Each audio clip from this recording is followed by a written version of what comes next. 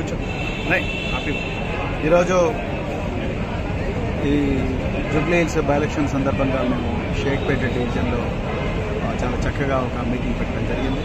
ప్రతి ఇల్లు ప్రతి గల్లీ కూడా చాలామంది వేలాది మంది ప్రజలు టీఆర్ఎస్ పార్టీ మళ్ళీ అధికారంలో రావాలని కోరుకుంటున్నారు. కేసీఆర్ గారి గొప్ప పాలనను మర్చిపోలేకపోతున్నారు. లేదా రేవంత్ రెడ్డి దుర్మార్గపు పాలన ఏదైతుందో ఆ పాలన మీద పూర్తిగా విసిగెత్తిపోయిన ప్రజలు చాలా క్లియర్గా కనిపిస్తూ ఉన్నది. ఆ చేంజ్ వచ్చే నవంబర్ 11th నాడు పెద్ద ఎత్తున కూడా ప్రజలందరూ కూడా ఓటేయబోతున్నారు.